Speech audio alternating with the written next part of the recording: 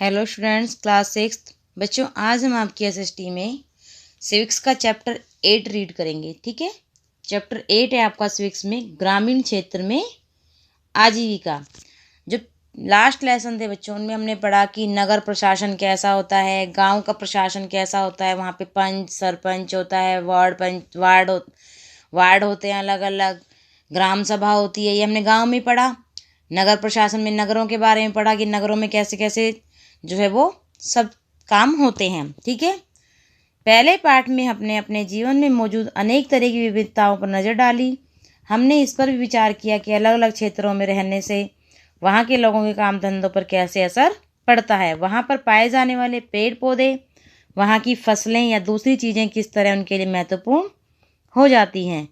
इस पार्ट में हम यह देखेंगे कि गांव में लोग किन विभिन्न तरीकों से अपनी आजीविका चलाते हैं, यानी गांव के जो लोग, ग्रामीण क्षेत्र के जो लोग हैं, वो अपनी आजीविका यानी कि अपना खाना पीना रहना वो कैसे करते हैं, उनकी कमाई का साधन क्या है, इन सब के बारे में हम इस पार्ट में आज पढ़ेंगे। ठीक है, तो इसमें है सबसे पहले कलपट्टू गांव। तमिलनाडु में समुद्र तट के पास एक गांव है कलपट्टू। कौन सा गांव है? कलपट्टू, तमिलनाडु में। ठीक है, यहाँ लोग कई तरह के काम करते हैं। दूसरे गांवों की तरह यहाँ भी खेती के अलावा कई काम होते हैं, जैसे टोकरी, बर्तन, घड़े, ईंट, बैलगाड़ी इत्यादि बनाना। यहाँ पे खेती करते ये लोग क्या काम करते हैं? टोकरी बनाते हैं, बर्तन बनाते हैं, घड़े, ईंट, बैलगाड़ी, इन सब का काम भी करते हैं। कलपट्टू में कुछ लोग नर्स, शिक्षक, धोबी, बुनकर, नाई, साइकिल ठीक करने वाले और लोहार के रूप में अपनी सेवाएं देते हैं। यहाँ कुछ दुकानदार एवं व्यापारी भी हैं। जो मुख्य गली है वह बाजार की तरह दिखती है।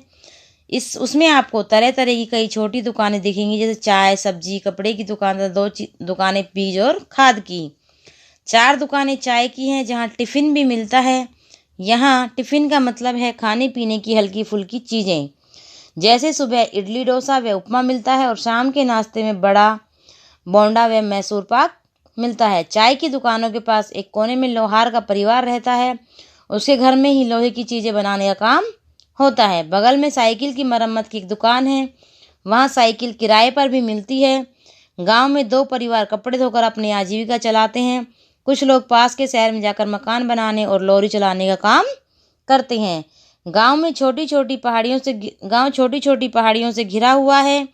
सिंचित जमीन पर मुख्यतः धान की खेती है। ज़्यादातर परिवार खेती के द्वारा अपनी आजीविका कमाते हैं। यहाँ आम और नारियल के काफ़ी बाग हैं। कपास, गन्ना और केला भी उगाया जाता है। आइए कुछ लोगों से मिलें जो कलपट्टू के खेतों में काम करते हैं और देखें कि हम उनकी आजीविका के बारे में क्या सीख सकते हैं।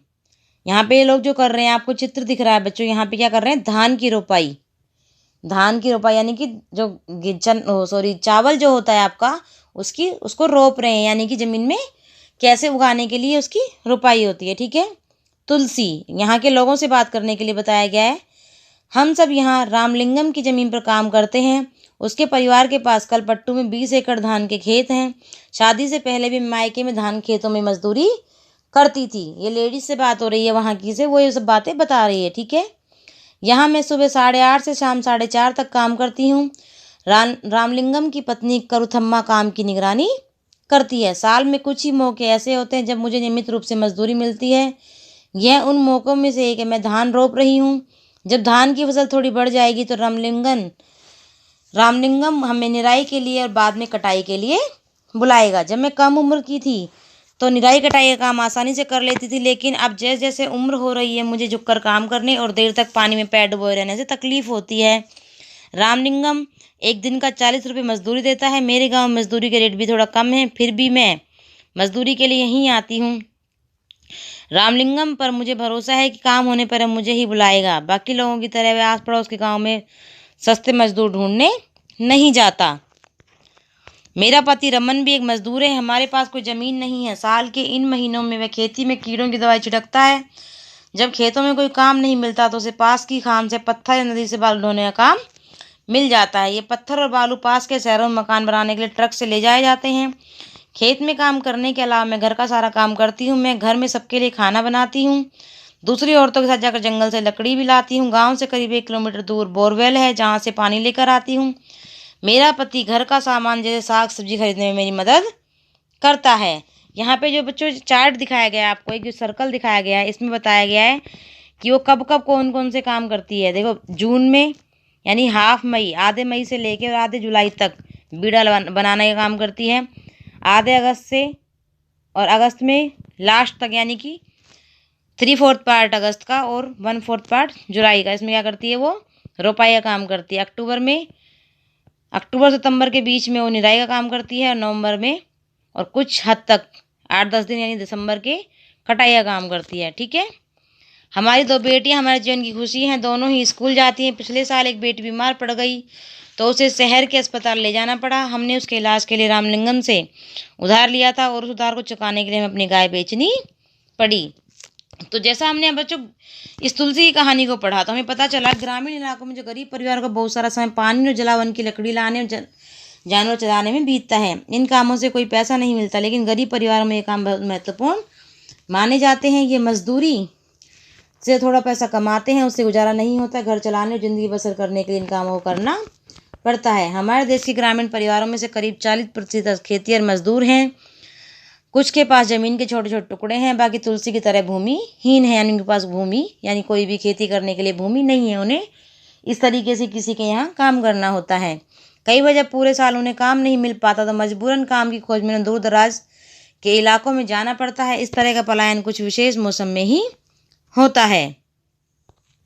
इसके बाद बच्चों यहाँ पे नेक्स्ट आपका, ये तो हमने पढ़ा था किसके बारे में, तुलसी के बारे में। इसके बाद इसमें शेखर के बारे में दिया गया है, ये आपको खुद से रीड करना है। इसमें क्या बताया गया है कि शेखर के पास जो तुलसी थी उसके पास तो बिल्कुल ज़मीन नहीं होती है, वो तो भूमिहीन है। शेखर जो होता है उसके पास थोड़ी बहुत ज़मीन होती है तो वो उसकी कटाई के लिए खुद कर लेता है, लेकिन कुछ छोटे किसान जो होते हैं उनकी सहायता ले लेता है और बदले में उनकी कटाई करवा देता है ताकि, लेकिन जो उसके पास ज़मीन होती है उसमें जो उगाता है धान, उससे जो है उसे सिर्फ 8 महीने तक ही चल पाता है उसका वो धान। बाकी उसके लिए क्या करता है वो, रामलिंगम का जो खेत होता है उसके वहाँ पे चावल की जो मिल होती है उसमें काम करता है और वहाँ में वो पड़ोसी के गांव के जो होते हैं वो किसानों से धान इकट्ठा करने में उसकी मदद करता है। और शेखर बताता है कि उसके पास एक दूध वाली गाय भी है, उसका दूध हम यहीं की सहकारी समिति में बेच देते हैं, इससे रोज के खर्चे के लिए थोड़ा और पैसा मिल जाता है। कर्ज लेने पर, जैसा कि आपने ऊपर पढ़ा, कई बार शेखर जैसे किसान जरूरी चीज़ें खरीदने के लिए पैसा कर्ज लेते हैं। अक्सर ये पैसा बीज, खाद और कीटनाशक खरीदने के लिए साहूकार से कर्ज लिया जाता है। मतलब कैसे कैसे कर्ज लेता है। ठीक है। हमने रामलिंगम और करुथम्मा जमीन के अलावा रामलिंगम के परिवार के पास एक चावल की मिल भी है। क्या है, चावल की मिल भी है और बीज व कीटनाशक बेचने के लिए एक दुकान है।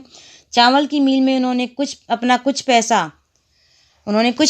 पैसा लगाया और थोड़ा सरकारी बैंक से कर्ज लिया था। वे कलपट्टू और आसपास के गांव वालों से ही धान खरीदते हैं। मिल का चावल आसपास के शहरों के व्यापारियों को बेचा जाता है, इससे उनकी अच्छी खासी कमाई हो जाती है। नेक्स्ट टॉपिक है भारत के खेतिहर मजदूर और किसान। अब आपने देखा कि जो तुलसी थी उसके पास बिल्कुल भूमि नहीं होती है। तुलसी जैसे कुछ होते हैं मजदूर, कुछ शेखर की तरह होते हैं जो छोटे किसान जिनके पास थोड़ी बहुत जमीन होती है, और कुछ रामलिंगम जैसे जो है बड़े किसान हैं। भारत में प्रत्येक 5 ग्रामीण परिवारों में से लगभग 2 परिवार खेतिहर मजदूरों के, यानी कि उनके पास खेती बिल्कुल भी नहीं है। ऐसे सभी परिवार अपनी कमाई के लिए दूसरे खेतों पर निर्भर है। इनमें से कई भूमिहीन हैं और कई के पास जमीन के छोटे छोटे टुकड़े हैं। शेखर जैसे छोटे किसानों को ले तो उनकी ज़रूरतों के हिसाब से खेत बहुत ही छोटे पड़ते हैं। भारत के 80% किसानों की यही हालत है। भारत में केवल 20% किसान रामलिंगम जैसे बड़े किसानों की श्रेणी में आते हैं। ऐसे किसान गांव की अधिकतर जमीन पर खेती करते हैं। उनकी उपज का बहुत बड़ा भाग बाजार में बेचा जाता है। कई बड़े किसानों ने अन्य काम धंधे भी शुरू कर दिए, जैसे दुकान चलाना, सूद पर पैसा देना, छोटी छोटी फैक्ट्रियां चलाना इत्यादि। हमने कलपट्टू में होने वाली खेती के बारे में पढ़ा। ग्रामीण क्षेत्रों में खेती के साथ लोग जंगल की उपज, पशु आदि पर निर्भर रहते हैं। उदाहरण के लिए मध्य भारत के कुछ गाँवों में खेती और जंगल की उपज दोनों ही आजीविका के महत्वपूर्ण साधन हैं।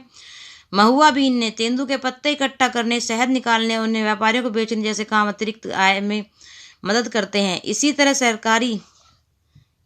सहकारी समिति को या उस पास के शहर के लोगों को दूध बेचना भी कई लोगों के लिए आजीविका कमाने का मुख्य साधन है। समुद्र तटीय इलाकों में हम देखते हैं कि पूरे गांव मछली पकड़ने में लगे हुए हैं। आइए अरुणा और परिवेलम के जीवन के बारे में पढ़कर मछली पकड़ने वाले एक परिवार के बारे में थोड़ा और जानें। यह परिवार कलपट्टू के पास पुदुपेट नाम के गांव में रहता है। मछली पकड़ने के बारे में यहाँ पे हमने खेती के बारे में बात की थी कलपट्टू में, अब उसमें क्या है मछली पकड़ने के बारे में बताया जाएगा। नागालैंड की सीढ़ीनुमा खेती, इसे देखते हैं पहले। यह एक गांव है जिसका नाम चिजामी है। क्या नाम है? चिजामी। यह नागालैंड के फेक जिले में है। इस गांव में रहने वाले लोग चगेसंग समुदाय के हैं। वे सीढ़ीनुमा खेती करते हैं। इसका मतलब है कि पहाड़ी की ढलाऊ जमीन को छोटे छोटे सपाट टुकड़ों में बांटा जाता है और उस जमीन को सीढ़ियों के रूप में बदल दिया जाता है। प्रत्येक सपाट टुकड़ों के किनारों को ऊपर उठा देते हैं जिससे पानी भरा रह जाए। यह चावल खेती के सबसे अच्छा है। चिजामी के लोगों के पास अपने अपने खेत हैं, लेकिन वे इकट्ठे होकर एक दूसरे खेतों में काम करते हैं। वे 6 से 8 लोगों का एक समूह बनाते हैं और इकट्ठे मिलकर पहाड़ के हिस्से पर घास पतवार साफ करते हैं। जब दिन का काम खत्म हो जाता है सारा समूह इकट्ठे बैठकर खाना खाता है। ऐसा कई दिनों तक चलता रहता है जब तक काम खत्म नहीं हो जाता। ठीक है, ये हमने कहाँ पे पढ़ा था? तिलपट्टू के बारे में। ठीक है, अब हम देखेंगे कहाँ के? कलपट्टू के बारे में पढ़ा था। हम देखेंगे पुदुपेट। कलपट्टू ज़्यादा दूर नहीं है, यानी पुदुपेट के बारे में। यहाँ लोग मछली पकड़कर अपनी आजीविका चलाते हैं। वहाँ पे किससे? खेती से। ठीक है, उनके घर समुद्र के पास होते हैं और वहाँ चारों ओर जाल और कैटामरेन मछुआरों की खास तरह की छोटी नाव की पंक्तियाँ दिखाई देती। सुबह 7 बजे समुद्र किनारे बड़ी गहमा गहमी रहती है। इस समय सारे कैटामरेन मछलियाँ पकड़कर लौट आते हैं। मछली खरीदने और बेचने की बहुत सारी औरतें इकट्ठी हो जाती हैं। मेरा पति पारिवेलन, मेरा भाई और जीजा आज बड़ी देर से लौटे, मैं बहुत परेशान हो गई थी। ये हमारे कैटामरेन में इकट्ठे ही समुद्र में जाते हैं। उन्होंने बताया कि आज वे तूफान में फंस गए थे। आज जो मछलियाँ पकड़ी गई उनमें से मैंने परिवार के लिए कुछ मछलियाँ एक तरफ उठाकर रख दी। बाकी मैं नीलाम कर दूंगी। इस नीलामी में जो पैसा मुझे मिलता है 4 भागों में बढ़ जाता है। 3 हिस्से उन 3 लोगों में बढ़ जाते हैं जो मछली पकड़ने जाते हैं। बाकी एक हिस्सा उसे मिलता है जिसकी नाव और जाल वगैरह होते हैं। यानी 4 हिस्से में हो जाते हैं। 3 हिस्से जो मछली पकड़ने जाते हैं उसे मिलते हैं और एक हिस्सा जो नाव और जाल जिसका होता है उसे मिलता है। क्योंकि जाल कैटामरेन और उसका इंजन हमारे हैं तो वह हिस्सा भी हमें ही मिल जाता है। हमने बैंक से उधार लेकर एक इंजन खरीदा है जो कैटामरेन में लगा हुआ है। इससे ये लोग समुद्र में दूर तक जा पाते हैं और ज़्यादा मछलियाँ मिल जाती हैं। नीलामी में जो औरत यहाँ से मछलियाँ खरीदती हैं टोकर भर भर कर पास के गाँव में बेचने के लिए जाती हैं। कुछ व्यापारी जो शहर की दुकानों के लिए मछलियाँ खरीदते हैं। मैं दोपहर 12 बजे तक नीलामी का काम निपटा लेती हूँ। शाम को मेरा पति और बाकी रिश्तेदार मिलकर जाल को सुलझाते हैं और उसकी मरम्मत करते हैं। कल सुबह 2 बजे वे फिर समुद्र की तरफ चल देंगे। हर साल मानसून के दौरान करीब 4 महीने तक समुद्र में नहीं जा पाते क्योंकि यह मछलियों के प्रजनन का समय होता है। इन महीनों में व्यापारी से उधार लेकर अपना गुजारा चलाते हैं। इस कारण बाद में मजबूरी में उस व्यापारी को मछली बेचनी पड़ती है और हम खुद खुली नीलामी नहीं कर पाते। वे खाली महीने काटना सबसे मुश्किल होता है। पिछले साल सुनामी कारण हमारा बड़ा नुकसान हुआ। ठीक है, आपने देखा कैसे वो लोग मछली को, जो पुदुपेट के जो लोग थे वो मछली को अपने व्यापार करते हैं ग्रामीण क्षेत्रों में, और जो हमारे कलपट्टू के थे वो खेती के हिसाब से खेती कर करके कैसे कैसे अपना काम चलाते हैं। ठीक है, नेक्स्ट है ग्रामीण क्षेत्रों में आजीविका के साधन। ग्रामीण क्षेत्रों में लोग अपनी आय विभिन्न तरीकों से कमाते हैं। कुछ खेती बाड़ी का काम करते हैं और कुछ अन्य काम करके अपनी आजीविका चलाते हैं। खेती में कई तरह के काम शामिल, जैसे खेत तैयार करना, रोपाई, बुआई, निराई और कटाई। फसल अच्छी हो इसके लिए हम प्रकृति पर निर्भर हैं। इस तरह जीवन ऋतुओं के इर्द गिर्द ही चलता है। बुआई और कटाई के समय लोग काफ़ी व्यस्त रहते हैं और दूसरे समय काम का बोझ कम रहता है। देश के अलग अलग क्षेत्रों में ग्रामीण लोग अलग अलग तरह की फसलें उगाते हैं। फिर भी हम उनके जीवन की परिस्थितियों में और उनकी समस्याओं में काफ़ी समानताएं पाते हैं। लोग कैसे ज़िंदगी बसर करते हैं और कितना कमा पाते हैं यह इस बात पर निर्भर करता है कि वे जिस ज़मीन को जोतते हैं वह कैसी है। कई लोग उस ज़मीन पर मजदूरों के रूप में निर्भर हैं। ज़्यादातर किसान अपनी ज़रूरतों को पूरा करने और बाजार में बेचने के लिए फसलें उगाते हैं। कुछ किसानों को अपनी फसलें उन व्यापारियों को बेचनी पड़ती है जिनसे वे पैसा उधार लेते हैं। गुजर बसर करने के लिए कई परिवारों को काम खाते उधार लेना पड़ता है या फिर तब लेना पड़ता है जब उनके पास कोई काम नहीं रहता। ग्रामीण क्षेत्रों में कुछ व्यापारी ऐसे जो बड़ी बड़ी ज़मीनों, व्यापारों, अन्य काम धंधों पर फल फूल रहे हैं। फिर भी ज़्यादातर छोटे किसानों, खेतिहर मजदूरों, मछली पकड़ने वाले परिवारों और गांव में हस्तशिल्प का काम करने वाले लोगों को पूरे साल रोजगार नहीं मिल पाता। ठीक है बच्चों, आपका ये चैप्टर पूरा हुआ। अब आपको चैप्टर दोबारा से अच्छे से रीड करना है। इसके बाद मैं आपको उसके क्वेश्चन आंसर सेंड करूँगी और वो आपको अपनी कॉपी में करने हैं और उसके बाद लर्न करने हैं। ठीक है बच्चों, आज के लिए इतना ही। ओके बच्चों, थैंक यू बच्चों।